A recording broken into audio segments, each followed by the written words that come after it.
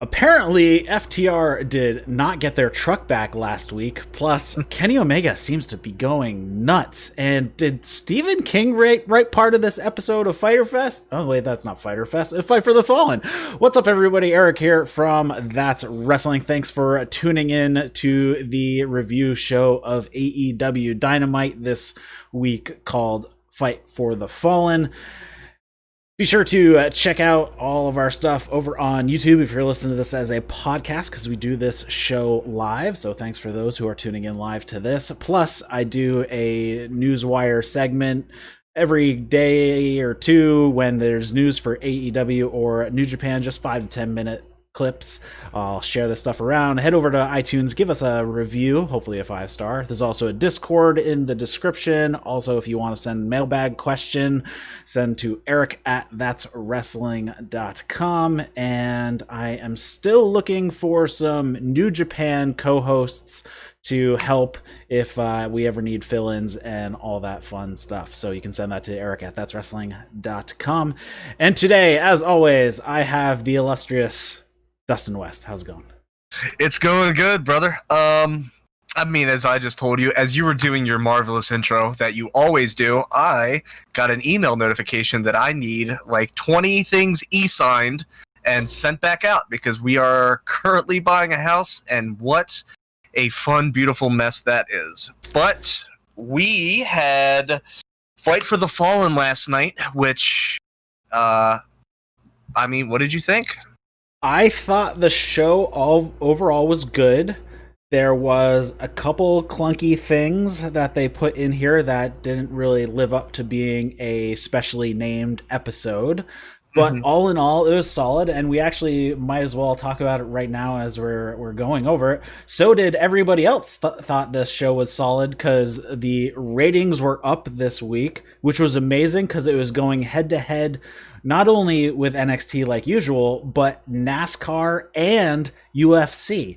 And in the past, when NASCAR and UFC, even really just UFC or just NASCAR, but this time it was both, AEW got hit pretty bad, but in this case, they were up more from last week. This is the highest number that they've done in 7 weeks. They did 788,000, and NXT dropped out of the sky down to 631,000. So almost a 170,000 viewer drop for NXT this week. And once again, they're back up to their solid demo numbers as far as AEW is concerned. They're back up to a 0.29 in the 1849, which again is the highest in the past 7 weeks. So it looks like people at least were watching and didn't tune out to go check out NASCAR. NASCAR actually did 2 million viewers, and UFC actually only did 536,000, whereas last time when AEW got hit pretty hard, it was like 1.2 million for UFC, so they're half of what they were last time. So yeah. Okay. That's actually kind of really surprising numbers for UFC to be at 500 something thousand. That's actually pretty insane.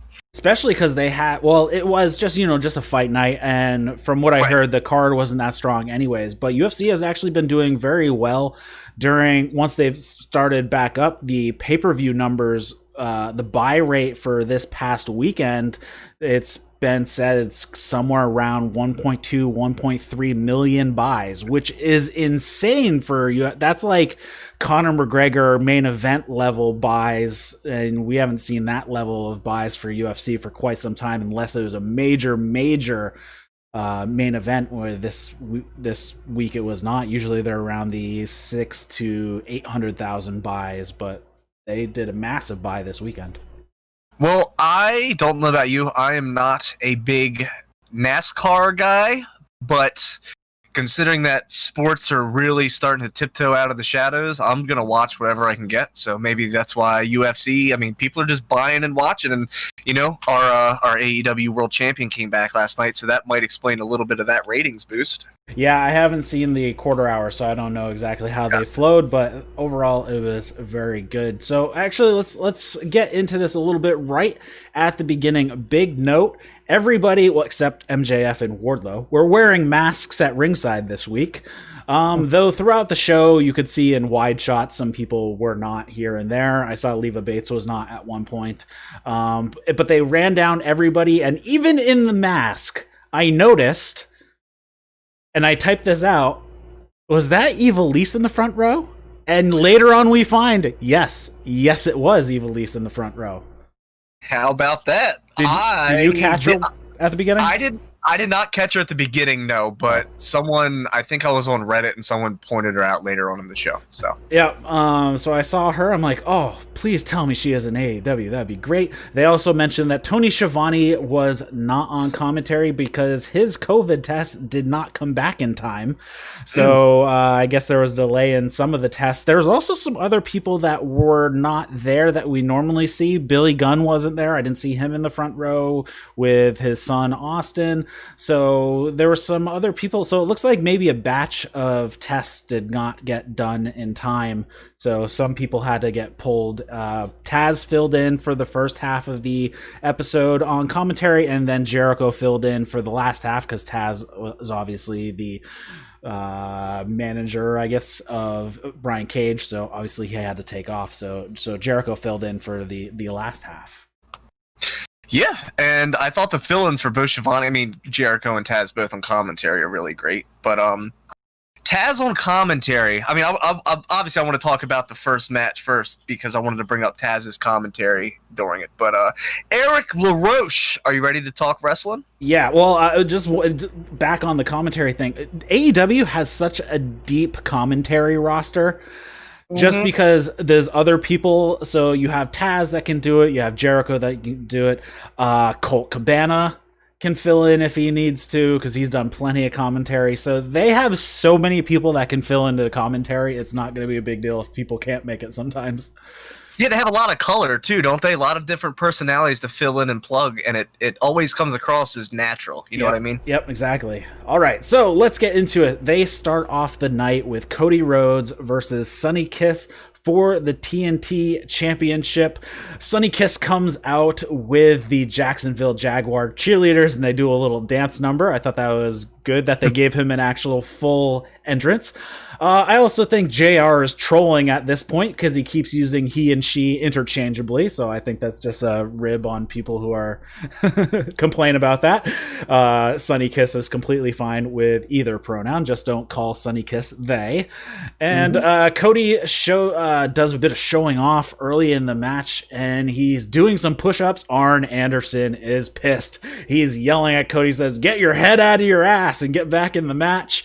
So he worked quite heel throughout this match, not as subtly as it has been in previous matches where he's up against a babyface and he kind of shades towards the heel side if he's facing a babyface, but in this case it was over the top in a few spots.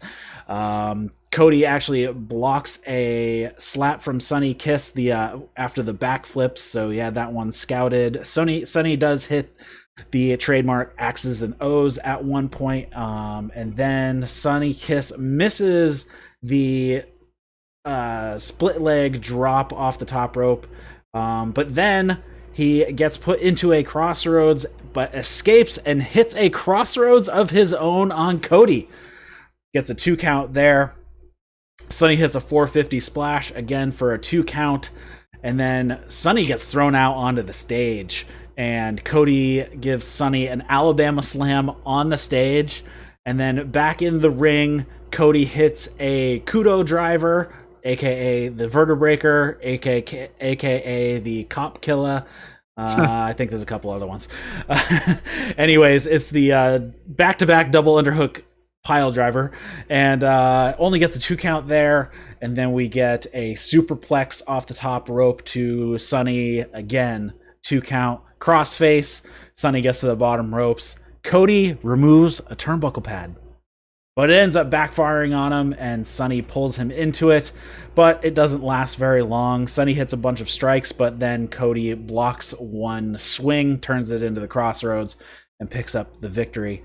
Again, after the match, we have Cody giving Sonny a hug, and they exchange a few words, obviously not on mic, and seems Cody is going to continue to put people over, but he did work quite heel in this. So kind of a strange outcome at the end to pick Sonny up, give him a hug, but he was just cheating like 3 minutes earlier. Yeah, I don't. At first, I thought, because I watched this match again, I definitely thought Cody was doing heel. Oh, by the way, Arn Anderson stayed away, so good. Yes, Arn Anderson completely stayed out of it, other than talking. Yeah, which that's how it should be. But then when you kind of have Arn step away, you kind of hone in on Cody's heelish tactics. So I'm kind of unsure at this point if this is one of those things where this is just the TNT champion defending his championship. I'm kind of torn between looking for that as the reason and then trying to contrast, because he's removing the turnbuckle. He's just doing push-ups, showboating, and then he's doing all this heel shit, just kind of being a dick. And then match is over, picks up, hey, buddy, you did a good job, and it's like, trying to find that contrast for me is a little difficult. What are your thoughts on that? Yeah, I mean, this is really starting to go down the path of we are getting way into the gray at this point.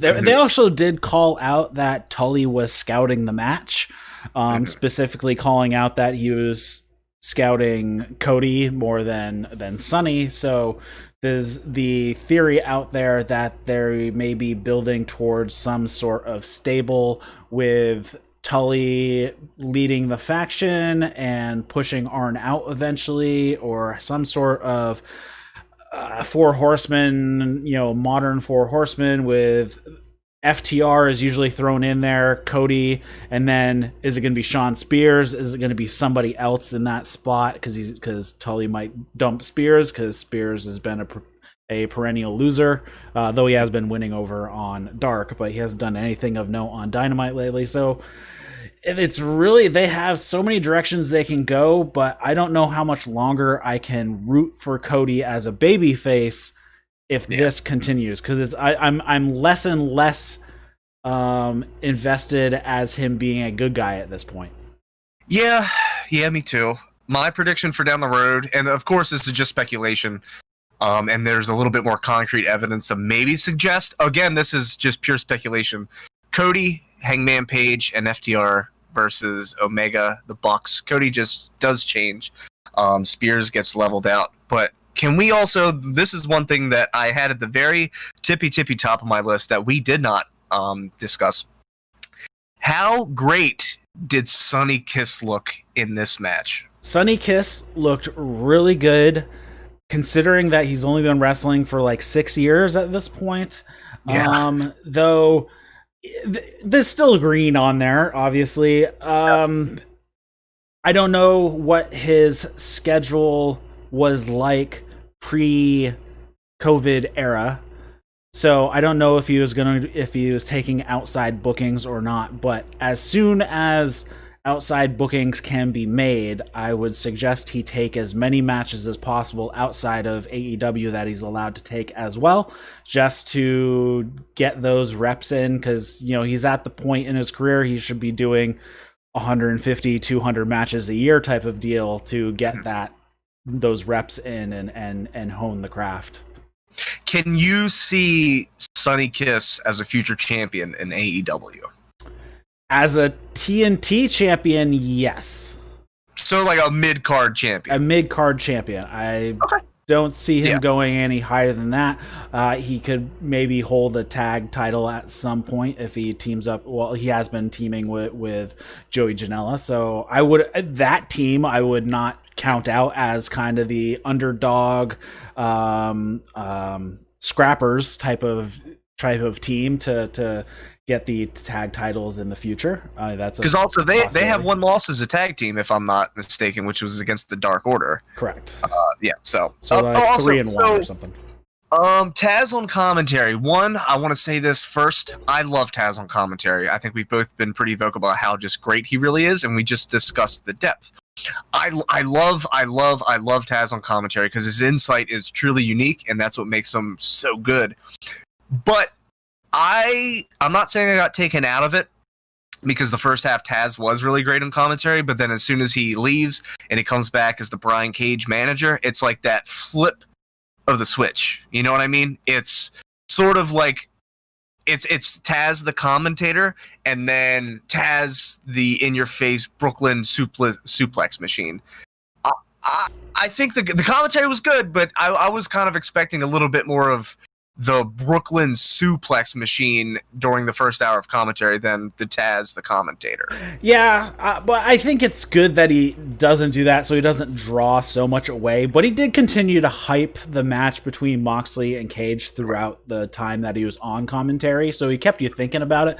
But he wasn't completely over the top, and he continued to do his job as a commentator, which is to get the wrestlers in the ring over, and not himself and his guy, especially when the booth is set up the way it was. You wouldn't really have anybody doing that, since basically Excalibur and JR are kind of like the play-by-play guys, and Excalibur, yeah, he adds color, but it's more of factual color and not character. Yeah. So I thought it was good. So where would you rank this match over the whole night? I would probably put this. I put this probably number 3. Okay. Yeah, that's right where I had it. Yeah, perfect. No, I'd actually put it number 4. Number 4. Okay. It'd be the second to last match. Gotcha. But it was not bad in any sense. I would still put this as, like, if I had to put it on a 5-star scale, I would still put this around a very high 3 to a low 4. Okay. Or just under a 4. That's where I put it. Next up, we have the Lucha Bros versus FTR. Apparently, FTR did not get their truck back last week, even though Butcher and Blade and Lucha Bros left via the stage last week. So the truck was just sitting right there. So why didn't FTR get their truck back? JR actually questioned, why does Butcher and Blade still have the truck? We know where the truck is. How do the cops not know where the truck is?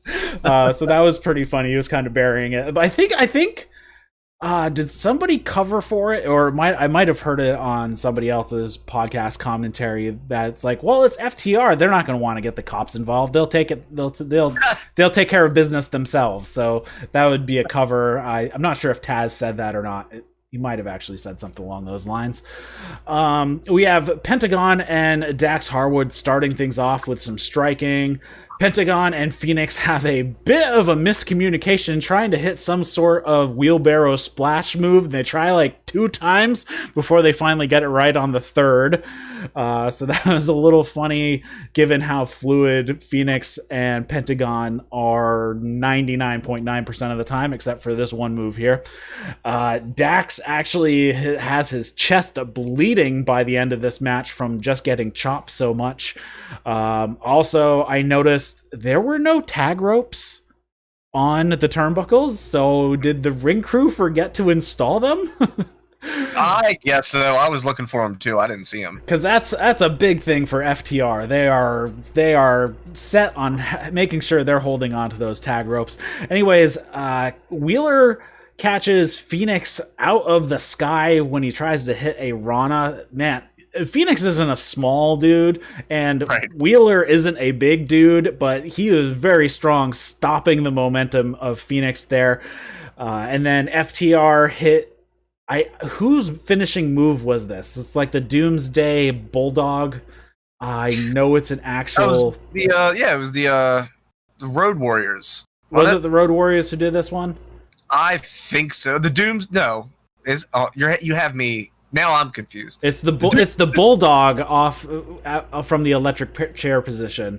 I forget who it was. No, the Road Warriors was the Doomsday device, which was just top. I have no idea. Anyways, they hit that. Then we have a quadruple down, and then they all stand up. Lucha Bros give the zero fear hand sign. FTR give them the middle finger, and then Cash actually does a dive onto the outside onto Pentagon, and I'm not sure if this was the way it was supposed to go down or not, but Pentagon seemed to be out of position, but Cash grabbed onto Pentagon, and Pentagon and him managed to turn it into like a tornado DDT almost. Yeah, it looked badass. So I don't know if it did not look intentional, but it looked badass. Yeah, so if it was a save, good. If it was intentional, good. It was fine as long as he didn't miss the dive, so he was fine. Dax hits this heel kick, gets hit with a heel kick, and then Phoenix goes for another one, but Dax ducks it. He pulls off Phoenix's mask, who is more concerned with covering up his face, and Dax Harwood gets an inside cradle and pins Phoenix. Yeah, so I guess I'll just go ahead and ask, what did you think of the finish?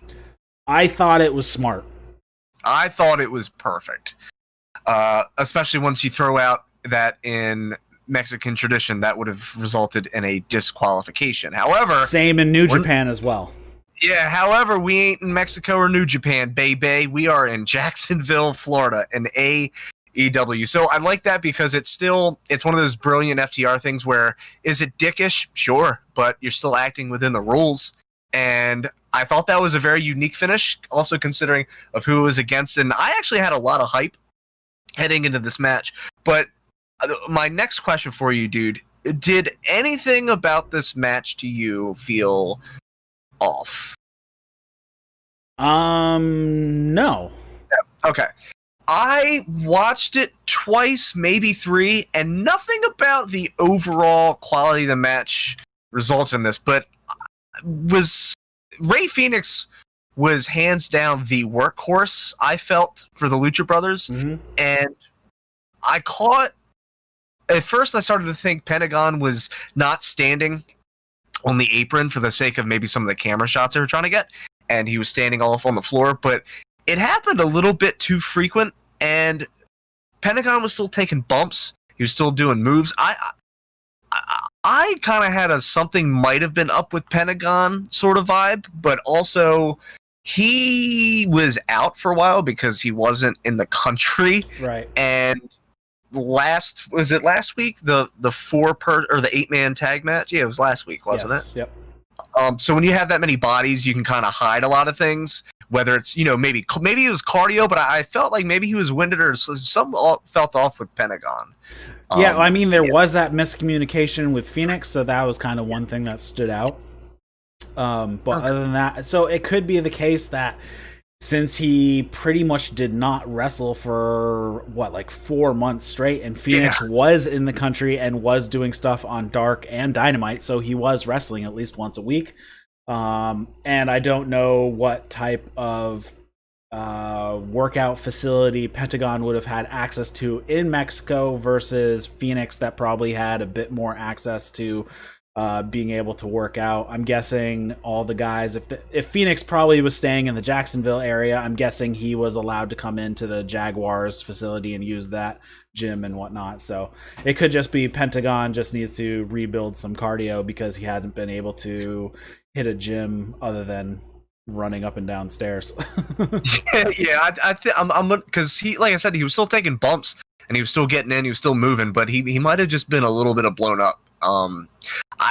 Maybe that was it for me, but do you think, I mean, especially after what I said earlier, do you think that Tully maybe starts to have a discussion with FTR? Yes. I think Tully probably wants to start building a stable at some point. Mm-hmm. That's what it seems like to me, that he's not just scouting to help Sean Spears. I think he is looking to branch out to start some sort of stable. Okay. And the only reason I'm asking you a lot of questions this week is because there was a lot of setup going on in this show. Yes, there was. There was a lot of little things here and there. I'm sure I missed a bunch of them as well, but there always just seems to be a little thing here and there, and so far, long term, I don't think anything's gone too bad awry. Obviously, things had to change because of COVID, but as far as what I think they're actually going for, I don't think anything's really too bad fallen off the map. Yeah, I think so too. And also, since we're talking about all this foreshadowing and talking storylines, you ready to talk about what happened after that bell rung? Yeah, so after the match, Butcher and Blade are standing out by the truck. They're taunting FTR because they still have the keys. FTR's still in the ring. They are yelling back and forth across the floor of the arena, and the Bucks sneak up behind Butcher and Blade, give them super kicks, and grab the keys. They walk over to the ring, and Omega actually comes out as well. He's carrying a cooler. He gives FTR a couple of beers, and they're like, yeah, I'll drink a beer with you just this one time. They all toast, and then FTR pours the beer over Omega's head. He goes nuts, and he wants to beat the crap out of them, but the Bucks hold them back. FTR head out, they go to their truck, and Cash Wheeler can't get the truck started. Yeah, that's right. They still didn't get that truck back because it would not start. But they cut to commercial, and they were going to commercial at that point anyways, so they cut to commercial. But I'm like, he can't get that truck started. You can see Dax too, and riding shotgun. You can see him go, "What's going on?" I can't get the damn thing going. And then you see him moving, and then right when the camera guy's like walking backward, I guess he's like, "Oh, the truck's not going." You can clearly see Dax throw his hand up in the air, like, "Come on!" Like just getting pissed. So yeah, it looked like he yelled off to like a stagehand or whatever. It's pretty funny. But here we go. I mean, we have more Omega build here. He just went. We had 2 weeks ago where he poured out the beers. That was 2 weeks ago, right? Yeah. 2 weeks ago when he poured out the beer. We have here, he gets the beer poured over his head. He wants to attack FTR.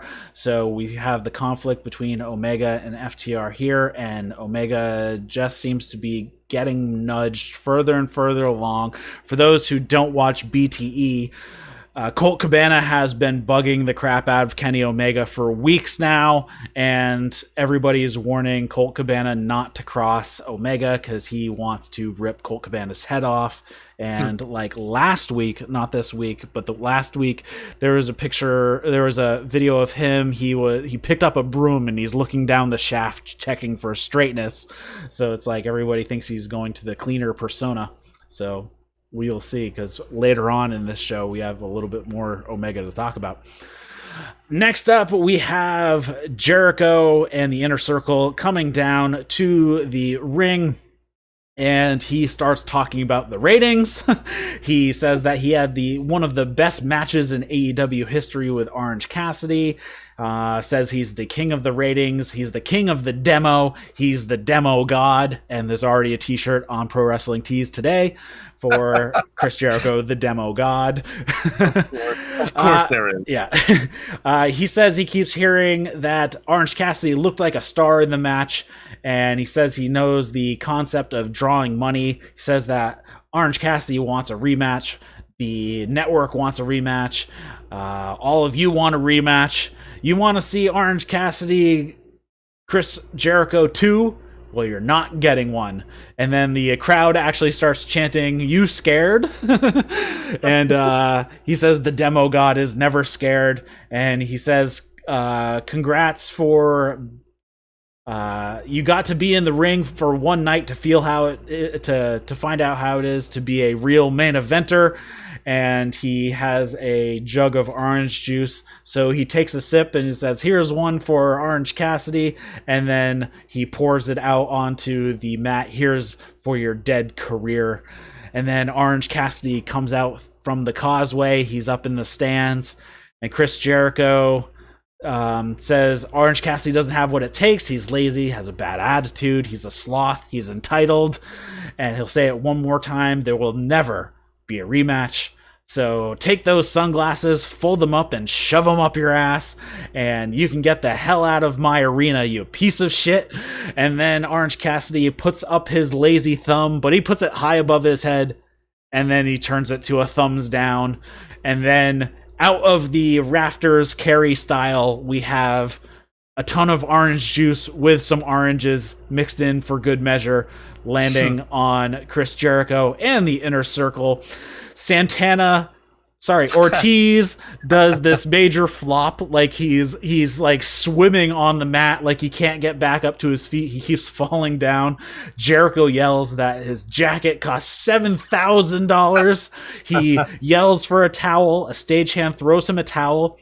He starts wiping his face, and it's unrolled in front of him, and it's an Orange Cassidy towel. And the other guys of Inner Circle like, boss, you might want to look at that. And he looks at the front of it. He's like, Orange Cassidy, I will get you. And he like way over the top, and he has to be held back by the Inner Circle, just like he was being held back, and yelling, just like he was yelling, Tyson.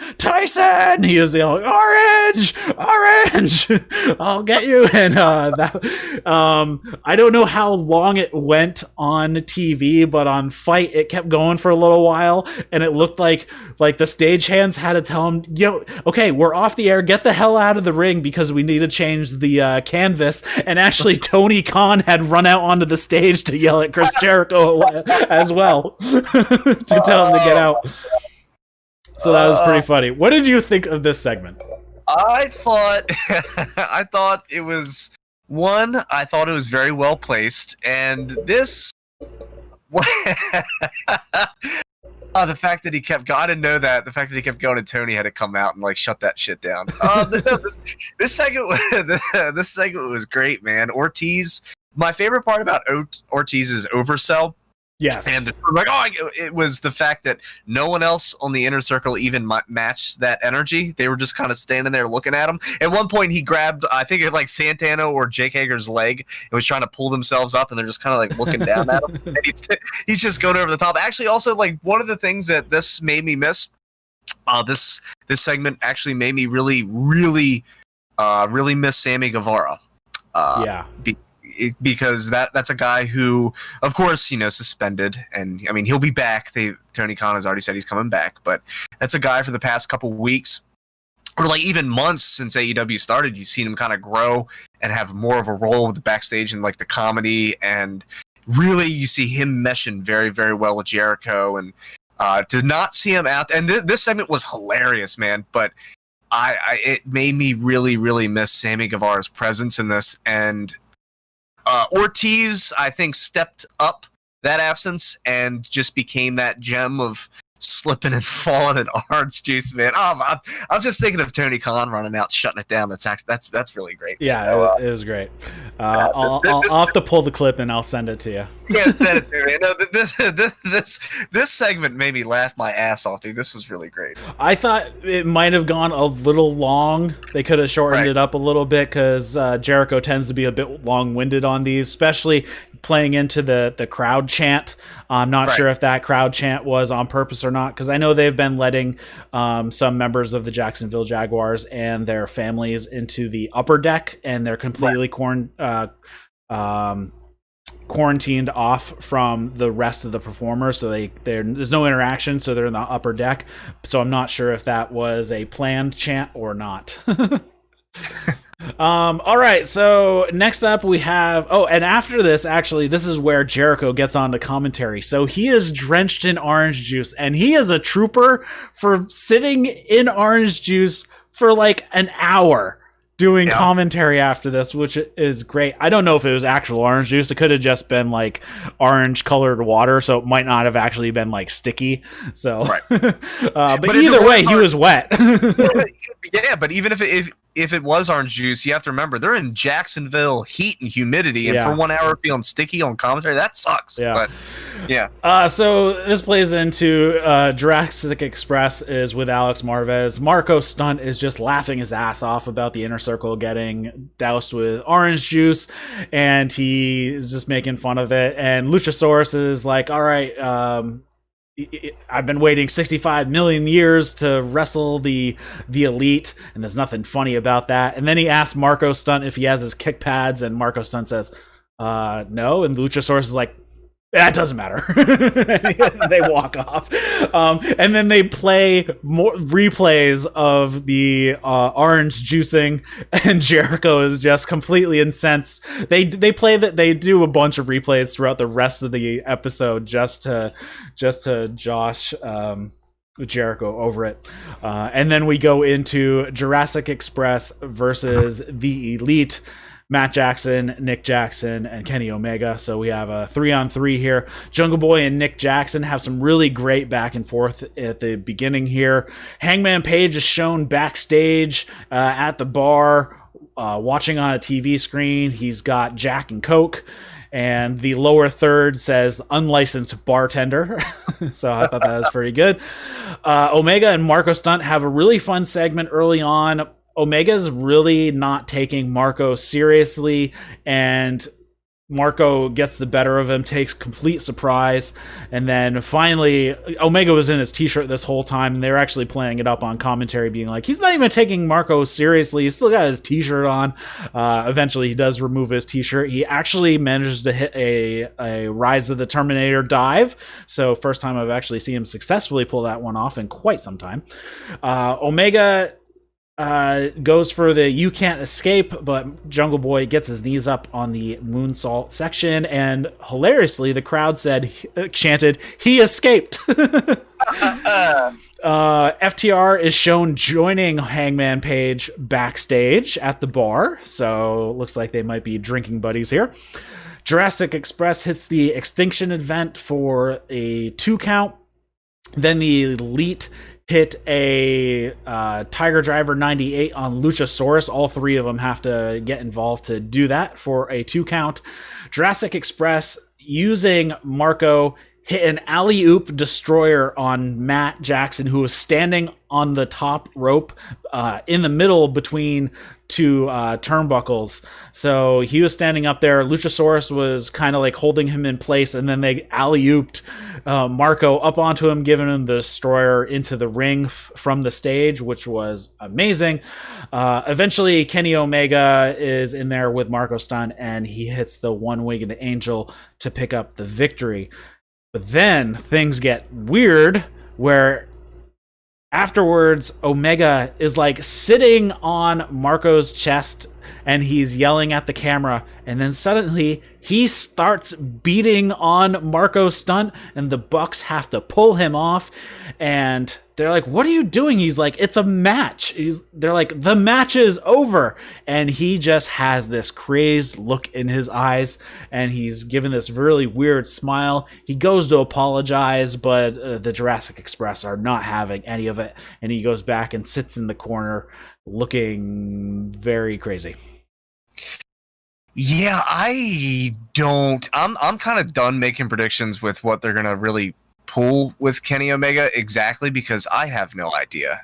I think we're heading into cleaner territory, but in terms of what if or this or that, I have no idea. But the match itself, what did you think? I thought this match was really fun. All of the Jurassic Express looked great. Marco Stunt looked good. I know a lot of people do not like Marco Stunt because he's so small, but I thought it worked with Kenny Omega not really taking him seriously at all, and then Marco being able to get up on him. But then later on in the match, Omega basically took it all, and it was...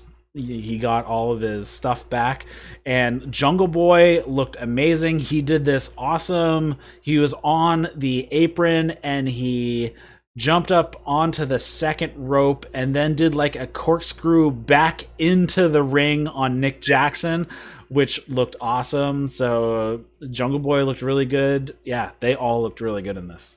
Yeah, I really, really, really expected Marco Stunt to have a lot of time to shine, and especially when you get a 6-person tag match.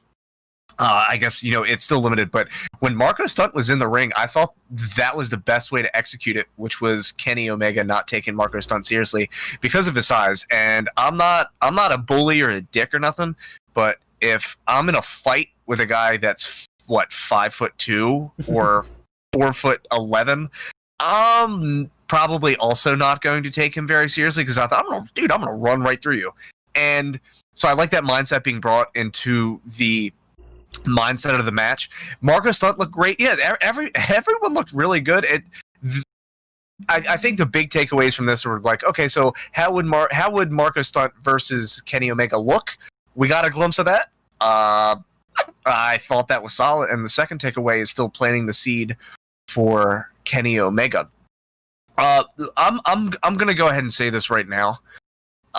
Is every week going to be which match is going to pull off an even crazier version of the Canadian Destroyer than what was previously shown the week before? Well, it's if the Bucks are involved, sure, because Nick had the one off the top rope onto the pile below last week, and then here Marco Stunt hit the alley-oop off the top rope onto Matt.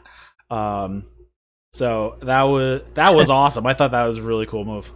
It was dope for sure. And then the final thing I'm going to talk about also with the philosophy and the planning of making this match is you have so many different interchanging parts, and you know what the Bucks can do and you know what Omega can do. They're the Elite. You know what Marco can do because you've seen him. Marco can be your Spike Dudley, or he can be your you've seen the spots this guy can do. He's talented. Same thing with Jungle Boy and Luchasaurus. And what I really, really liked, because I was excited about this match when they announced it, but what I really, really appreciated about it was you have 3 different personalities and 3 different styles, which is Marco Stunt, Jungle Boy, and Luchasaurus. Luchasaurus he could be big and powerful, but he is also very, very athletic.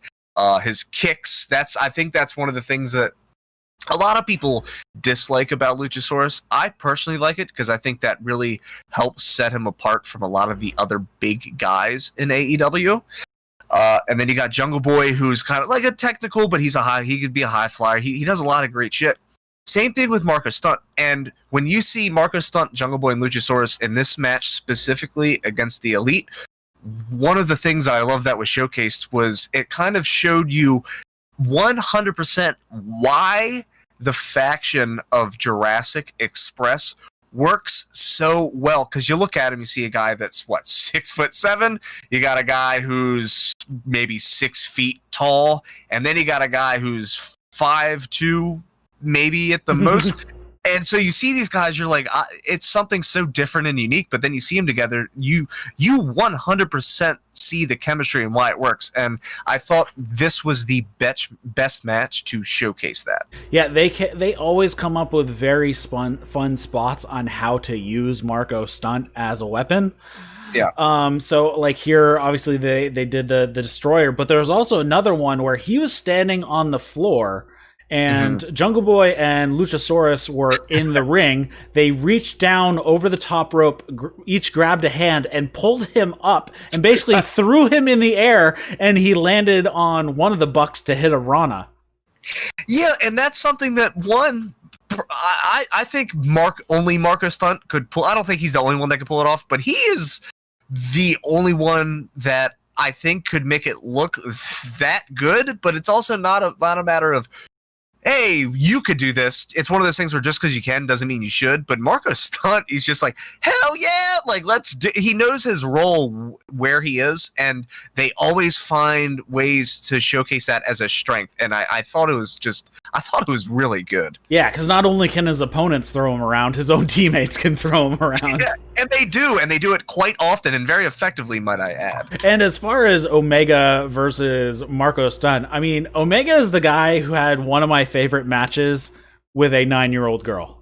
Right, yeah, I was just going to say that up. If Kenny Omega could have a match with a 9-year-old girl and it looks as great as it did, I'm sure Marco Stunt is going to be very good. Because Marco Stunt, a lot of people, and I get, but I'm not going to shit on a worker that I've never worked with. I watch Marco Stunt, and I hate him because I can't do anything that guy does. He does things so well that I think guys maybe even a little bit bigger him in the same weight, or in a different weight class, of course, but he could do things that I don't think a lot of people really appreciate. Marco Stunt is a very good talent. Yeah, it was good stuff. Next up, we have a short Hikaru Shida promo. She cuts a promo in English. It was a pre-tape, so if she messed up, they could do it again. She says that, Nyla Rose might be the one on top because the other 4 contenders in the top 5 are all out for various reasons. And she basically lays out an open challenge to any of the women who's strong enough, tough enough, passionate enough she's waiting for him, and she is basically taking on all comers at this point. Yeah, promo. I mean, yeah, it was pre-tape promo, but the message came across clear. I didn't have any problems with it. Yep. Next up, we have a Moxley promo video, and he says he hasn't been the best lately. He's been a bit bent out of shape, and tonight he's going to be able to purge his frustrations in the ring by beating the crap out of Brian Cage. Says that the AEW title is on the line tonight, and they are fighting for the fallen and our loved ones. And he says that according to Technique by Taz, I won't be able to hit the paradigm shift because he's too tough, he's too muscular, he's too swole. I don't really care about that. I'm just going to tear the muscle right off of his bone. The surgically repaired muscle that kept him out of action for months. Enjoy the hospital. Yeah, God, I miss Jon Moxley and I miss those promos, man. That was for making your first appearance on an AEW show for weeks, and you get shown first with that promo. I thought that promo and that statement was badass. Yeah, he was also wearing a shirt that you could see the Y and then Havoc. I'm like, it's not wearing a Jimmy Havoc shirt. And then I'm looking, I'm like, that is Danny Havoc. He's wearing a Danny Havoc shirt, obviously because Jimmy Havoc is suspended for various reasons. And so he was wearing a Danny Havoc shirt, which you see him wearing later because he didn't have his jacket on. But he has his jacket on, so it covered up the Dan part of the name.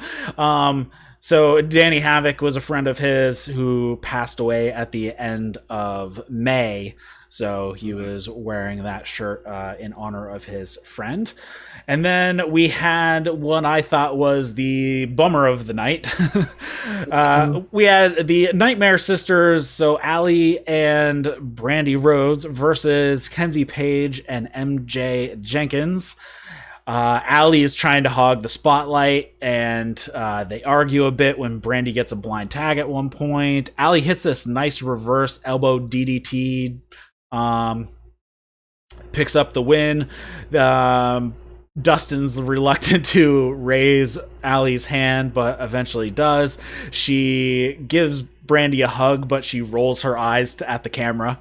So this story continues. Obviously, if you've only been watching Dynamite, you haven't been seeing what's been going on Dark. That is mostly where this storyline has been playing out. You've seen Allie with QT Marshall in the crowd a couple times, but have not really seen the interplay between her and Brandi. There's promos over on Dark that have happened. There's been a sit-down interview with Shivani and Allie and Brandi where Dustin comes in and basically tells Allie he doesn't trust her and all this stuff.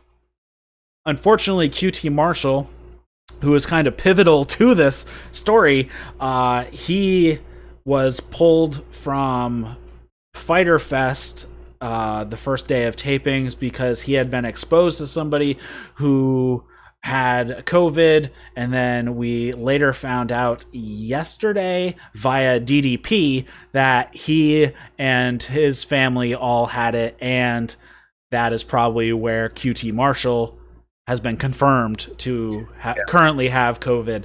So that is why he has not been on TV. That's why Anna Jay hasn't made an appearance since she was beaten by Abaddon, because Anna Jay is one of QT Marshall's students. So basically all of QT Marshall's people have all been quarantining and being tested and whatnot. And unfortunately QT does have COVID.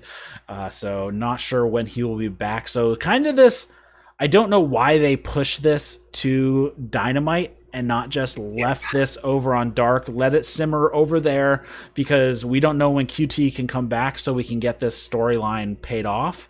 Because I think that it's already gone too long at this point. We need to figure out what Allie's actually doing. So the match, I guess we'll call it for what it was. It was a squash match. Kenzie Page and MJ Jenkins, you've done the show with me long enough to know that I'm always going to call out and recognize workers for jobbing because I don't think it gets appreciated. They did their job. They did it well. And Kenzie, I think, has a bright future. She's only 18. She is she is the youngest member of the roster, and she's solid for being as inexperienced and young as she is. Yeah, for as young as she is and as inexperienced and being as green, I mean, every time we've seen her on television, I mean, she's done it very well. So I think Kenzie's going to be, I think within the next maybe 3 to 5, we'll get a little bit more development, maybe not that long, but I think she's going to have a really good future in AEW Women's. Now, why I think this match, why it was pushed, I think, one, you didn't have to, but I think it was important to get a women's match out there. The Nightmare Sisters, I don't know. They alluded to the top 4 or whatever in the women's division being out. Some people probably didn't make it to the show. And I feel like this was put there not necessarily as a fill-in, but more of, not like a contingency, but like a, okay, so this isn't exactly where we want to go with this storyline. And of course, QT, I guess his absence threw a wrench into it.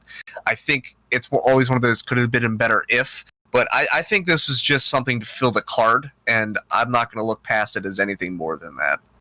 Yeah, and I think as far as that goes, I mean, they're really the only ones that aren't hurt. Right. Yeah. Yeah. Though Chris Statlander was on BTE this week. Obviously, she's bandaged up and she had surgery recently, but she was in Jacksonville, obviously. So at least she was there. Yeah, it was definitely one of those like, okay, well, who do we have? We can't have Allie versus Brandy. We can't do this. Okay, well, let's get Kenzie and MJ. You guys are in. We'll try to allude to a little bit of what's going on. Drop some hints. Nothing too flashy. Just go. You have 7 minutes, and they did it. So I'll take it for what it was. Yeah, they got the job done, I guess. Yep. Next up, actually, quickly they showed Britt Baker. She's completely all bandaged up. She's playing up that she, and then they actually do mention that it was Reba's fist that broke her nose, but she's actually fine. She's just playing it up here. All right, then we have Nyla Rose comes out. Dasha is in the ring.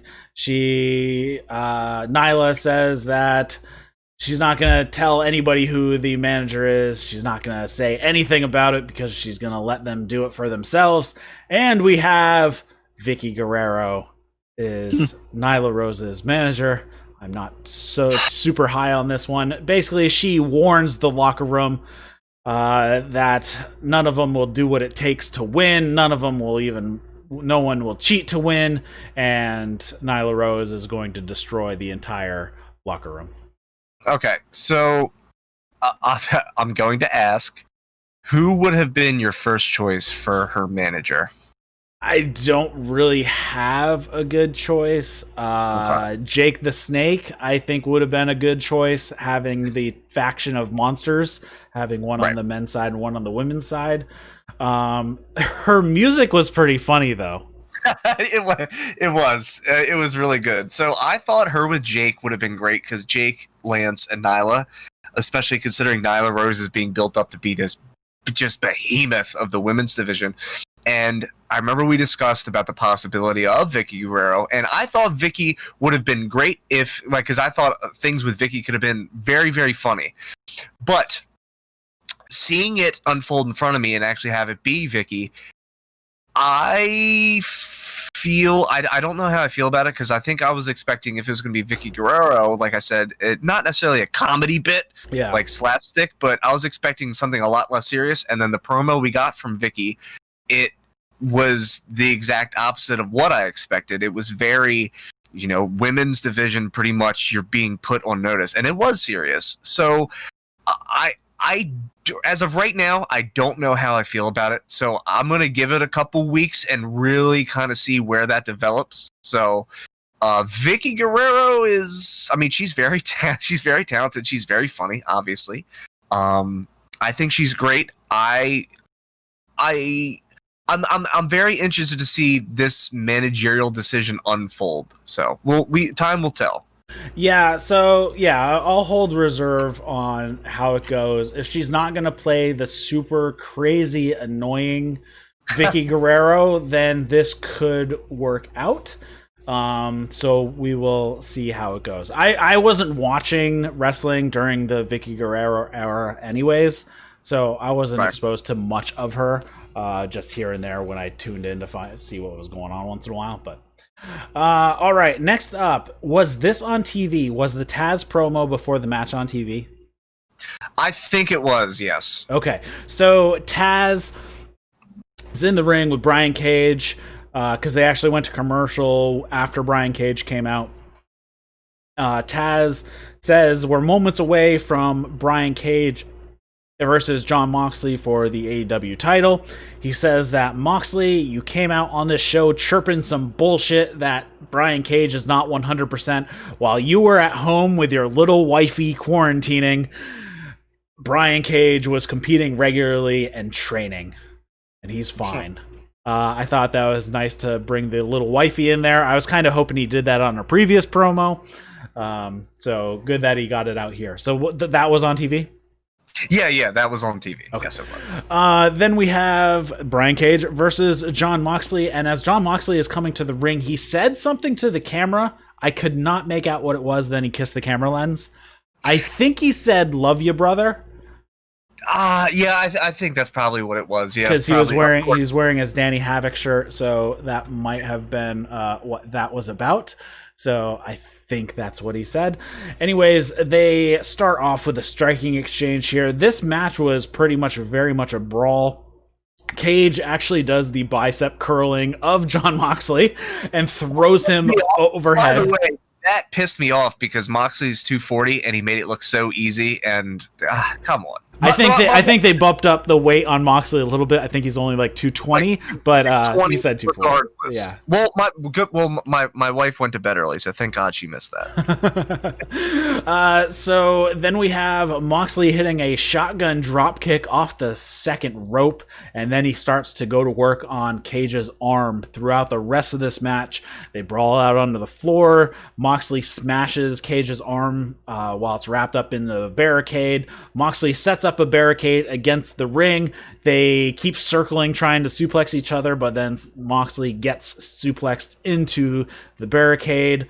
Moxley then gets body slammed onto it, and then basically through the entire commercial break, Cage just goes to work on Moxley. Once again, they fight onto the outside. Moxley sets up a chair like you would normally sit in it, but he ends up getting suplexed through the open chair. I always love that spot. I'm sure it doesn't feel good, but I always love seeing that spot. It is bad. What was that? Oh, no, I said it is badass. Yeah. They go back and forth in the ring. Cage misses a moonsault at one point. Moxley follows up with a bunch of running knees to try to take advantage. Cage hits this massive clothesline, but Moxley pops right back up and hits one of his own. And then we kind of start going into the finish here, and Moxley ducks a discus lariat, hits a paradigm shift. Brian Cage kicks out at 2. Moxley puts Cage onto the top rope, hits a superplex, goes for a pin, but Cage kicks out. And right when that happens, Moxley grabs the arm, puts on a Kimura. He's holding it for quite some time. Cage makes it to his feet, powers out of it, and gives Moxley a buckle bomb. Cage hits a outside in suplex, which was really nice to see somebody actually hitting one of those. I've seen people attempt that one, but they always miss it for some reason.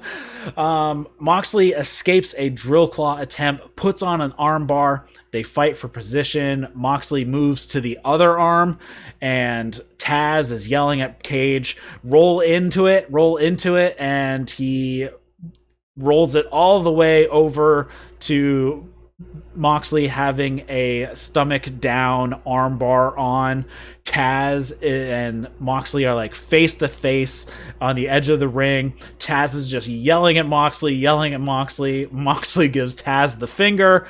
Taz saves his man and throws in the towel. And that is the end of the match. Yeah.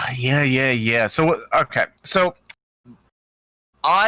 when Moxley showed up in the arena, I missed hearing that music. I missed watching that man walk to the ring with a purpose. Now, We have had a lot of really good Taz promos calling him out over the past couple weeks. So, when Jon Moxley, the AEW World Heavyweight Champion, stepped in the ring, I expected them to get right at it. And they did. They did. They did. This match, this is probably my favorite match of the night. I am going to ask you this, and then I'm going to give you exactly what I thought about it in the best way possible. But first, what I loved when the commentator brought up, I forgot who it was, but when he mentioned that when they were trying to, I guess, suplex each other into the guardrail, that he made the comment, and I thought it was so important because I've been saying this for years, that it is up to the ref's discretion on the legal limits of this sanctioned match. And what I always love about that is because when you have the AEW rule, and I brought this up, I think it was maybe the Lance Archer Cody match, or I don't remember, but I know I brought it up. I always compare, it's Double or Nothing. With Brody Lee, I always compare this to not just a heavyweight bout, but if you're an NFL fan and you're watching a game of the Green Bay Packers versus the Chicago Bears, or the Pittsburgh Steelers versus the Baltimore Ravens, or whatever a high-profile rivalry is, whatever sport it is, there's always one. And when you're watching this game, you know it's going to be tough, and you're expecting it to be tough.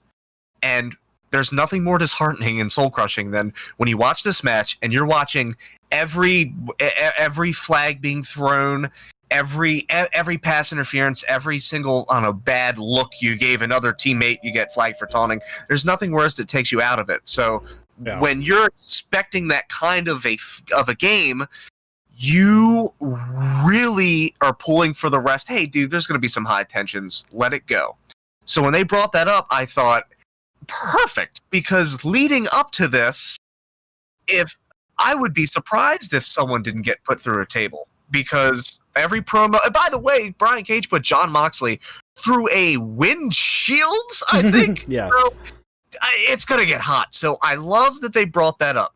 Now, I think, Eric. So before we move on that topic, I think it comes down to mutual combat. So if both guys are doing this stuff, then you just let it go. If it's one person who's cheating the entire time or doing something that normally you get a DQ for, and the other guy is not participating, then that's when you usually throw it. But if they're both, we're in a mutual combat situation here.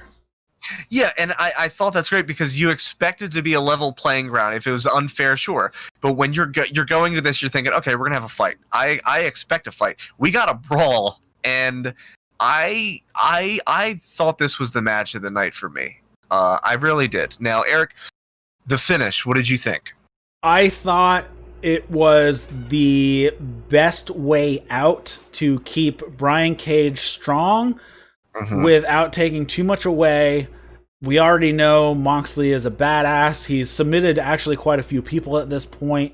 A few different ways. Rear naked choke. Here we have him with the stomach down arm bar. So he has been using a lot more submissions. And I think this is the best way. Brian Cage did not tap out. His corner man threw in the towel to save his fighter for another day. So I think it was the best way for Cage to lose without taking as bad of a hit as some other way of losing. Yeah, dude, you said everything so perfect. So a lot of love 100% went into this, and when Taz was talking, you there's no way physically possible you could hit Brian Cage with a paradigm shift. He's too big. Well, guess what? John, it's like, okay, well, I got other tricks up my sleeve. I got other ways to win because I'm the AEW World Heavyweight Champion. So that showcased that. The finish was perfect. 100% it was perfect because we also discussed because Brian Cage, didn't he just defend the FTW Championship on Dark? Yeah, against Brian Pillman. Okay. Well, he came out with the FTW Championship to the match last night. So I guess if you didn't watch Dark, he retained the FTW Championship. So we also discussed that if Brian Cage were to lose this match, that would make him look like a total dork because what does that say about the FTW championship? You give him a championship, he hasn't won it yet. It makes him look weak. So I was really curious when you kind of put, not necessarily that writing, but when you put this out there, you kind of want to see the story that they're going to tell, where the start, where the end is, and you want to see if it's going to set the same tone all the way across the board. It did. Brian Cage has been a physical presence, also with Brian Cage not being, or John Moxley not being there. They just had Taz set it up, and they keep setting it up. And then you see a John Moxley promo, and then you see John Moxley walk in, and then you see John Moxley and Brian Cage go at it. And then the finish. So this is one of the perfect circumstances where I miss a crowd. I miss a crowd so much, especially when you get the bird being flipped at Taz and Taz's face. You get some words being exchanged. Now, I originally didn't. So in my original note, I kind of thought maybe Taz could have done a little bit more animation. Now, I immediately took that back when I watched it again. Didn't he really like put his hands against his head like he doesn't want to do it, but he's got to save his guy? Yeah, and at first I was like, he could have been doing this, but then you really think about it. He stood there. One, he's a badass dude. Taz isn't gonna be the over the top. No, don't. When Taz threw that talon, everything that Taz's actions, all signs were pointing to him throwing it in, but just the throw in, but more of just like an irritated, not like a no, don't. It was more of just like this, God, like. Just like this, especially with getting with Moxley flipping him the bird, that right there, like it pulls it in, that pushes Taz over the edge a bit as well. Right. And that then makes him even more conflicted because he wants his man to win and he wants Moxley to get his ass handed to him. So it's showing like he has so much conflict in him throwing in the towel as well. Yeah, and I thought that was just something so just really I don't think gets noticed a lot, because also you're smart, Eric. I know you watch it a lot, you pick up on stuff like that, but also for being on my side of the barricade, of being in front of the crowd and doing these subtle movements and learning how to tell a story through certain actions. Just that irritation, because it's just like you said, if John Moxley flips off Taz and Brian Cage taps, one, Brian Cage looks weak, and two, Taz looks like a punk, because that's the most like screw you, because it's going to get under Taz's skin. Yeah. So when he just threw that talon, it was the most conflicted, irritated, pissed off, I can't believe I had to do it to save your ass. But it was the finish was, it's, if you just see a towel getting thrown and you think, oh, okay, I don't like it or I like it, we're literally telling you why it was just so perfect for this story. So I don't think this story is far from over, but I've also said that about the last couple AEW World Heavyweight Championship bouts. So this match, perfect. It was my match of the night. It was the most perfect finish. But Eric, my final question is, what do we do now with the AEW World Heavyweight Championship division? I know John Moxley is back, but John Moxley has beaten, Brody Lee, Chris Jericho, Brian Cage. So where do we go from here? All right. Well, why don't we finish out what happened for the rest of the show, and then we'll talk to that at the end. Okay. All right. So after Brian Cage is... he's pissed. He grabs the FTW title and smashes Moxley with it, and then he gets the full mount on Moxley, starts dropping bombs, then the lights go out. I had no idea what was coming up next, though I should have seen it coming from a mile away. When the lights come back on, Darby Allin is up on the top rope. He's holding a skateboard. He dives off and smashes the skateboard right into the throat of Brian Cage. And Taz then has to hold Brian Cage back from getting back into the ring. Moxley gives Allin a little nod of approval. They do a fist bump, and they go off the air. Yeah. So it looks like Brian Cage is heading into a program with Darby Allin, which we saw coming for quite a while at this point. I don't know why I didn't even think about it. Yeah, I felt really dumb. For multiple reasons. One, I don't know why I'm surprised this is happening now, but then two, I thought when the lights went off, I thought my fat ass sat on my controller. But even with like my TV going black, and I could still visibly hear. It was a split second of me being stupid. As soon as like the TV was black and I still heard the commentary, I'm thinking, well, how's that possible? The TV's off, and then it came on. I was like, oh my god! I was like, it's been such a long week. No, so we're gonna be setting up, I guess, Cage and Allen. Yeah. So going into the title. So just building off of, okay, so where do all these people go? We always think that these storylines are going to continue, but they don't. I think they're going to take more of the New Japan tactic, which is perfectly fine. This actually question came up on the Reddit subgroup today for the same thing. We see everybody who has faced somebody for the championship, that's it. It's always one and done. And I think they're going to take more of the New Japan style of booking. We've already seen that with the title matches anyways. We get maybe a title match once a month, once every 6 weeks. That's very reminiscent of New Japan. They rarely ever have more than 12 title defenses in a year. I think everybody needs to get out of the WWE mentality that for those who have not been watching anything other than WWE before AEW, they're used to seeing 3 matches in a row with the same guys for the title. They're used to seeing title matches constantly. I think there was a stat one time when Brock Lesnar was the New Japan champion.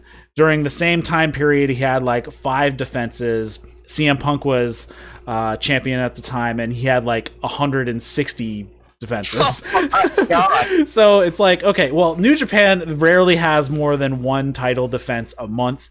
And most years, you're only looking at about 8 title defenses a year anyways. So I think AEW is going to take that approach. And if they're doing, a triplet, then we're already talking about 3 of the 8 to 10 a year that they're going to do anyways. So here it makes sense that they drop these. I don't want to say they're dropping the stories. They are just putting space. They're putting some breathing room in the story, and it can come out in whether Moxley retains the title for a year, whether he loses it. They still have all these stories that came out during his title run that they can re-pick up on if they're looking for this much longer booking, very reminiscent of the New Japan style, a little less so with the Ring of Honor type style, or really any of the non-WWE style of booking. We are going to have a lot less title defenses, so it makes sense that you're going to have a lot of these one and dones. You're not going to see rematches. You basically never see them in New Japan. So it's, so when just going back to like Okada, Omega, and New Japan, they had 4 matches over the course of 3 years. They only had 4 singles matches against each other in 3 years.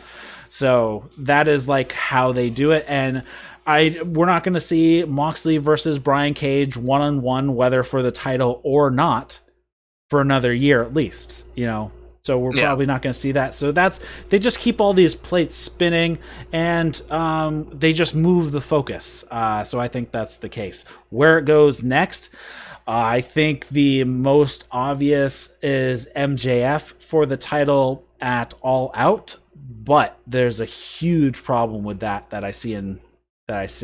One, I don't think you're going to put the title on MJF anyways. He's really good on the mic. He's still not the greatest in the ring. He's good in the ring, don't get me wrong, but he's not the greatest, and he is super young. I don't know if they want to pull the trigger on that just yet, because then where do you go with that?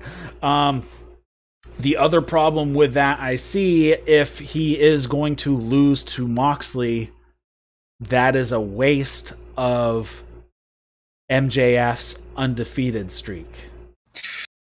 Yeah, I think if you put MJF too, it's just like pull the trigger on MJF when that time is right. When you're ready to make that change, maybe do it. But one of the things, and dude, everything that you've said, I mean, I agree completely. And one of the things where WWE not just so WWE does a lot more than just give you the same match 3 pay-per-views in a row. But if you, and I'm not gonna bash on any promotion, because if I was offered a contract right now in WWE, I'd take it, because that's, you'd be dumb, or any promotion. I would 100% take it. Now, what WWE does is they don't just give you 3 pay-per-view matches that are the copy and paste. They'll give you, we're going to put this world champion in a tag match with this person against his opponent at this pay-per-view, but we're going to put him with a different opponent. And so you're seeing these people, instead of like, okay, let's say that fill in between 3 title defenses at the same pay-per-view, you get to see a world champion in a tag match every single week for 3 months, which is stupid. I love tag team wrestling, but that kind of booking, that's kind of where the watered down, oversaturated question comes into play, where I'm just bored of seeing this match over and over and over. Yeah, well, that is something New Japan does as well, but it's usually in more than just a 2-on-2. Usually It's in a 3 or 4-man team, and it's not going to be, well, one of the things that WWE does is that the singles champion gets pinned in a tag team match all the time. That basically never happens in New Japan. There's always going to be a fall guy in the match. You almost always know who's going to be taking the pin on either team, and it always goes that way. Until they're building to something major, then like the night before, sometimes they will have the champ pin the challenger, or vice versa, but that doesn't happen as often. But yeah, I agree with where you're going. We see him in the same match over and over and over again. Now, do you think, and not just shifting a little bit from the AEW World Heavyweight Championship, do you think, I mean, I know we have the TNT Open Challenge, do you think since Fight for the Fallen is over, do you think maybe starting within the next week or two, we might actually start having a challenge for Shadow, or like maybe start telling a little bit more of a story for a TNT Cody versus whoever match at All Out? Or do you think we're just keep doing the open challenge leading up to All Out? Yeah, so I think that might be the way to get out of Moxley versus MJF, is MJF takes the TNT title off of Cody, which I'd be perfectly fine with. Yeah, I'd be fine with. There's also another option. I doubt they're going to take it, but this is where they build off of MJF. So MJF, if they start, say, tomorrow, obviously, I highly doubt. I mean, we're like 6-7 weeks away from All Out at this point, 6 weeks. So say somebody comes up and starts to take a run at MJF. They win a couple matches and then they want to face MJF, say, in 3 weeks from now. And they defeat MJF. Obviously, that's going to be a huge feather in the cap of whoever does that. And then you can have MJF go on a losing streak because he is so mad about losing his first match in AEW that he just loses focus. And that's how you can pull him out of the top 5. And MJF isn't going to lose anything. He's going to be a star in AEW for years to come. So that is, I think, using the undefeated streak to launch somebody could be a way to do it as well, and then pull MJF down the card to keep him away from the world title scene, because I don't think you want MJF, you don't want him losing his undefeated streak to Moxley, because it does nothing for Moxley. You don't want to put the belt on MJF, it's probably too early. So what's the best way to capitalize on the equity you currently have in MJF's undefeated streak? And it's give somebody a big win over MJF, and launch them up towards the top of the card. Yeah, it's really kind of interesting when you start to look at the ratings and you see who sits in the it's MJF, and then is it Jericho? I know Archer, Lee, and Jericho have to be in the top 5 in there somewhere, right? Yeah, so we have, well, as of before the show yesterday, we had Brian Cage number 1, we had MJF number 2, Lance Archer, Jericho, Brody Lee. Whew. Yeah, so that is a very solid top 5. Right, and I think, one, we've already seen Brody Lee, we've already seen Brian Cage. We just talked about why doing the MJF's probably not a good idea. Then we have Lance Archer and Chris Jericho. I think a rematch now with Chris Jericho versus Moxley, that's been 6 months, would make the most sense for All Out. Yeah. Booking what? So it's going to be very interesting to play out the next 6 to 7 weeks because that top 5 is very solid, and you kind of you're going to see, okay, so we can't have all these guys go undefeated. We got to have some wins. We got to have some else. So here's the starting point. Here's the finish line. What makes the most sense? And so you're going to see a lot happening on Dynamite in the next couple weeks to shift attention, maybe not necessarily away from a match, but pointing in a different direction. Because if you keep, and this isn't a knock on that division, but if you keep focusing on the AEW World Heavyweight Championship every single week, and that's the top prize in the company, you're kind of going to walk away like, there's other stuff happening. Let's focus on this. And once you start putting different things in place and focusing on different divisions, you kind of build up the entire roster. So that top 5, we're going to see some changes. We're going to see some L's, but I agree with you. I think and it goes back to your point you made earlier. If you keep seeing these rematches or like 3 times they fight each other, it's going to take away from it. So the last time we saw Jon Moxley versus Chris Jericho was at Full Throttle, November 9th of 2019. No, it was Revolution in February. Revolution. Oh, sorry. You're right. I'm sorry. What the hell was I thinking? Oh, that was. It just feels a million miles ago because it was because of COVID.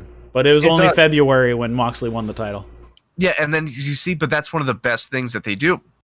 It feels so long ago, and you're like, okay, well, we can start building. But I think Jericho's heading kind of in. Well, the Orange Cassidy thing, it's good. I think it could keep going. But I do agree with. I think the best time to pull that rematch is now, for the sake of setting up something else down the line in the World Heavyweight division. Yeah, because they definitely need to adjust who's in the top 5. So some people need to start winning, and some people need to start losing. Not sure what they're going to do. Like I said, pulling MJF out of the world title picture, putting him into the TNT Championship role would probably be the best way to pull him out of the world title contention without having to beat him. Right. And then you could launch somebody off the back of MJF winning the TNT Championship from him or something like that. Yeah, because when you put a championship around MJF, that opens up a spot. And then also when you take into consideration, okay, well, here's who we have in the top 4. Give this person some L's, give this person some W's, and then you focus on the outside of the top 4 or top 5, and you start giving some other people 5s. You get a fresh facelift for the top seed, so to speak, for these championships. So the next 6 to 7 weeks of booking are going to be pretty interesting to see what they want to pull off. Definitely. And now that I'm even thinking about it right here, another possibility, this is way outside, but I think it would work, is if I'm assuming Brian Cage, Darby Allin is going to go 3-4 weeks maybe.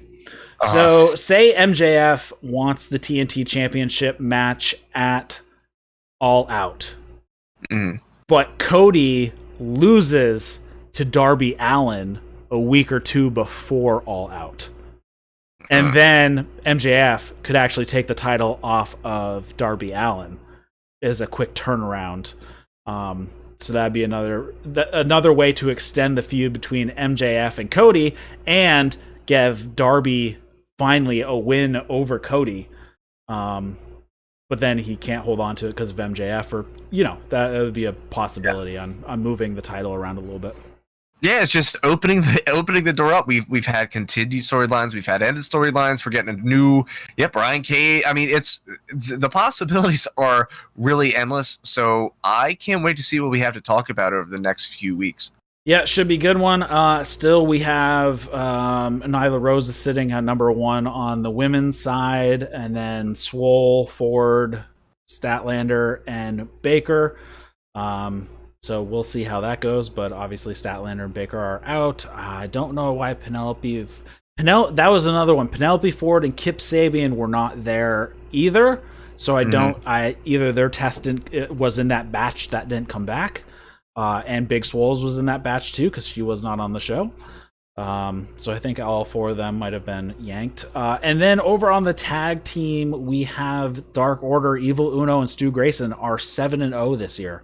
Oh, and they're number 1 contenders. So we'll see how that continues out. Did you watch the last 3 minutes of BTE? Dude, I didn't. Again, sorry. Dude, sorry. I posted it. You have to watch it. It was excellent. I got a baby. You know what? I'm gonna sit my 7-month-old daughter down. I'm gonna say, look, I need to watch this. Be good. No, I'll check it out. All right. So we have one mailbag question here to talk about.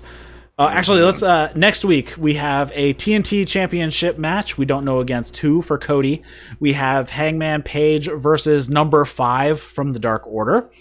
We have MJF is going to be in action. We're going to have Butcher and Blade versus the Young Bucks. Luchasaurus and Jungle Boy versus Hager and Jericho. And then we have Ivelisse coming back to AEW versus DeMonte. Whew. That's going to be a show. That's going to be a great show next week. Should be good. I don't know. I'm guessing MJF might be in a squash match, I'm guessing, because that's 6 matches right there. I don't see Ivelisse and DeMonte getting the 30-second shaft, so we will see. I'm really what do you think about Ivelisse? In terms of... have you seen much of her at all? I've seen some. Nothing to really sit here. I mean, from what I've seen, she looks like she's going to be a very solid addition to a division where 2 of the top 5 competitors are out with injury. Mm-hmm. I've seen enough. I think I don't know. I want to sit here and tell you. I don't know. I have seen enough. I think she is going to be a great addition to the roster, and I'll just say that. Did you see her in Lucha Underground? 1 or 2 times. Most of the stuff I've seen from her from like highlights. Okay, yeah. So I watched her in Lucha Underground when she was in there. She was awesome, especially because she was part of the Trios Championship, and it was basically all of Lucha Underground was intergender. There was no gender divisions. So she was always in there with the guys and stuff. So I always thought she was really, really good, and she's a good talker too. Okay. So I'm looking forward to seeing her there. And we have one mailbag question. This is from Rob Yam Dam. We have, I know ratings are not the be all end all, but why do you think AEW lost the ratings battle in the last 2 weeks?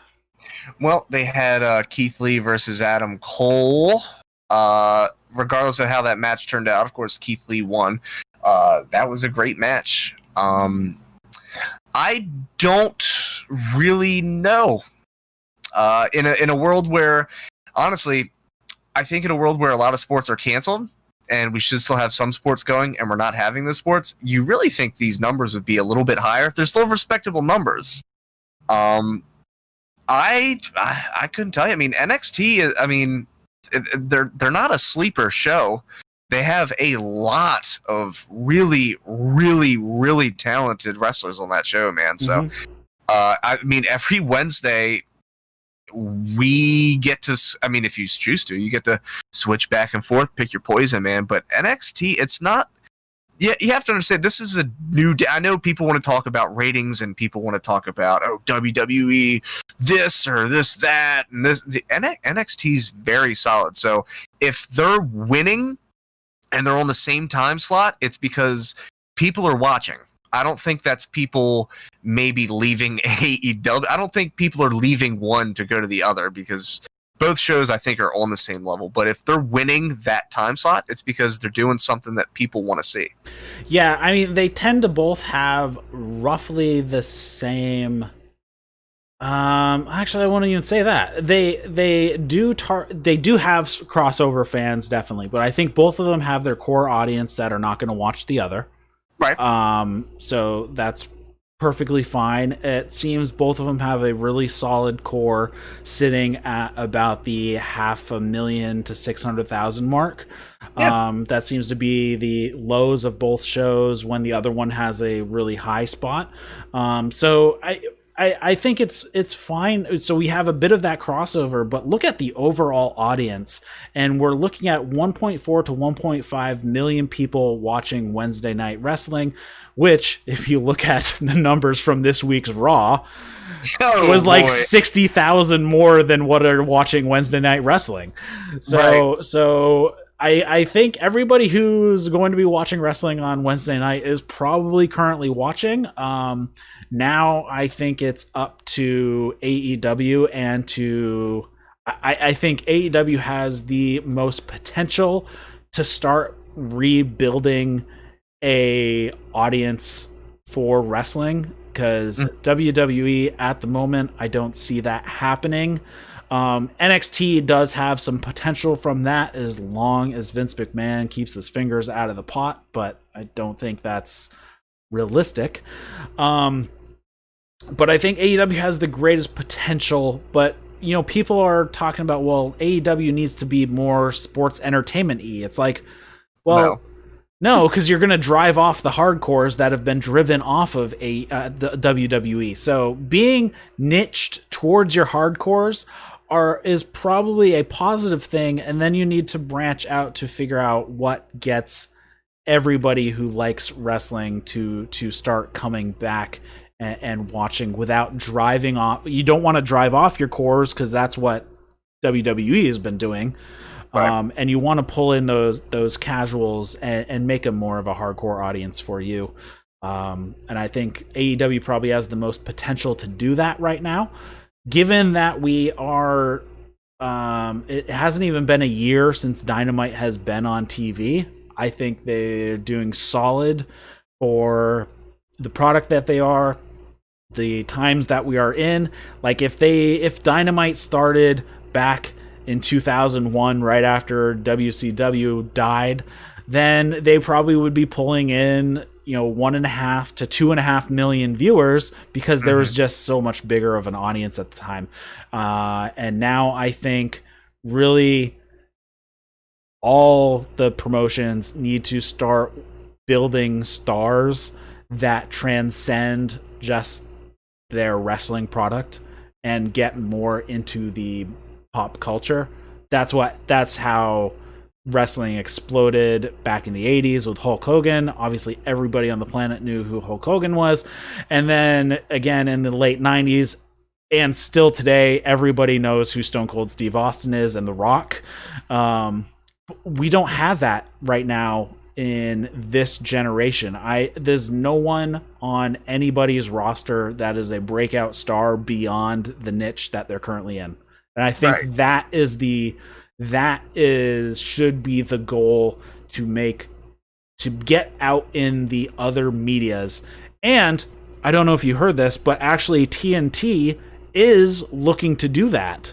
They like the product that AEW is producing for them, very much so that they want to start using AEW stars in their other properties. So does that mean we're going to start seeing cameos on TV shows from AEW stars? That is what they need to be doing. That is something that WWE has not been doing for the past 15 years. Right, and it's... yeah, you're absolutely right. And it's one of those things where, dude, AEW, like, the upside is so good, and WWE's been around, but dude, you and I could have a whole podcast. We could talk for 3 hours. And one of these days, maybe we will do a one-off talking about what made us leave and what brought us back. I think we will probably do that sometime around the 1 year anniversary of Dynamite. Yeah, man. There's just, and I have friends that, I mean, if you look at the numbers from the Raw and during the Attitude Era, the numbers are insane. And then you see what they are now. There are still wrestling fans that were, it was like, what, 32? Like, there was like ridiculous, like over like 10 million plus. We're watching on Monday nights, between Nitro and Raw. Those people those fans are somewhere. They didn't just they're somewhere.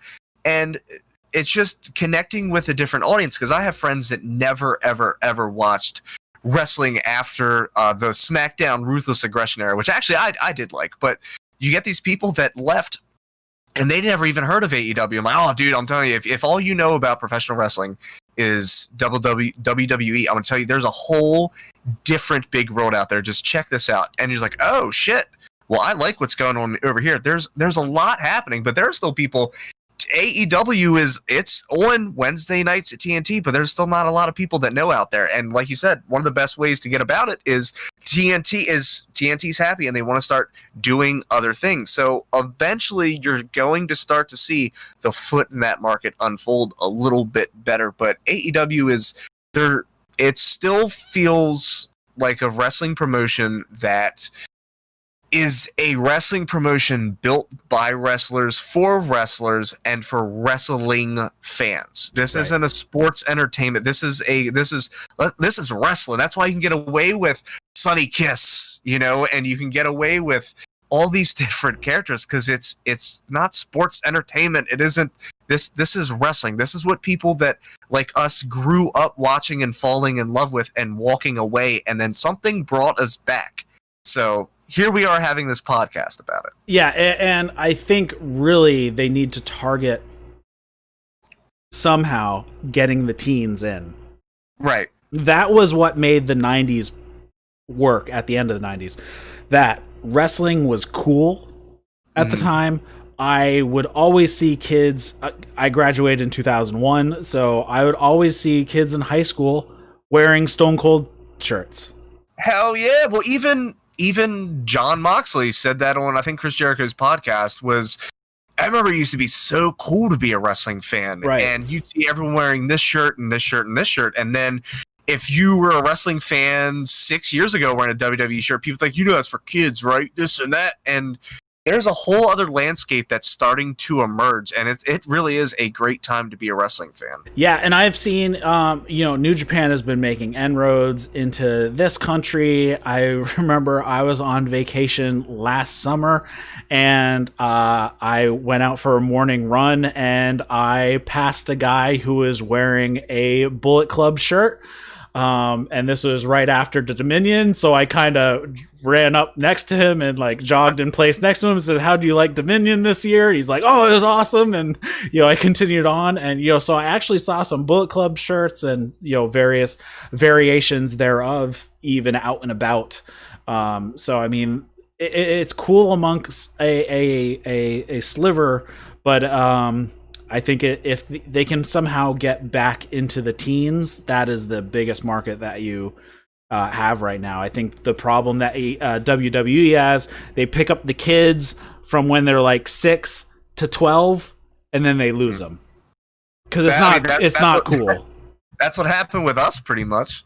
Right. Well, I was a lot older than that. Well, you were a little older, but but you know what I mean. Yeah, but you want to hold, if you grab them at 6, you have to keep them through their teen years. Right. Or grab them in their teen years and hold them after that. But that's the biggest problem with WWE. They focus such towards the lower end of the spectrum that they grow out of it by the time they get to their teenage years. Yeah, I agree. All right, so I don't have anything else. We went on a lot of on-side conversation, but that's perfectly fine.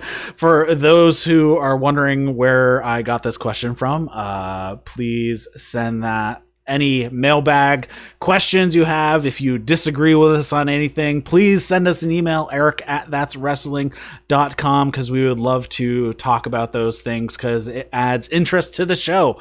And somebody actually in the chat, Immortal Vegan, said that's what happened to me as well. So hell yeah, mortal vegan. mortal vegan. All right, so I don't have anything. So you got anything else? Nah, man. As you know, I'm with PWA. We're probably not gonna have a wrestling show this year. We're running on a little late here, but I always push it every time. If you are listening and you hear about an independent wrestling event in your hometown, please go support indie wrestling. Buy a shirt, do whatever you got to do. But you can follow me on DC_West_. Go to Facebook.com/Pro Warrior Alliance. Cool, and you can find me. Head over to the Discord that is in the show notes. That is where I am most of the time and is the easiest way to get a hold of me. But there is a Twitter at That's Wrestling 1 with the number 1 at the end. I probably need to set up a Facebook and all that fun stuff. We are working on some really fun t-shirt ideas that we're hoping to be able to have out by the end of next week. Hoping to keep the prices low as possible, somewhere around $20 to not as usual expensive as like the $35 shirts you see on Pro Wrestling Tees and all that fun stuff. So we're going to have that kind of stuff out. If you are listening to this a podcast, head over to the YouTube channel because we are doing these shows live, so you can join us in the chat. And what else? Head over to iTunes, give us a review. Hopefully it's 5 stars because we would really like that, and it helps out the show. And share our stuff around, and I think that is it for this week. So for Dustin West, I'm Eric LaRoche, and you've been watching That's Wrestling. See you later, guys.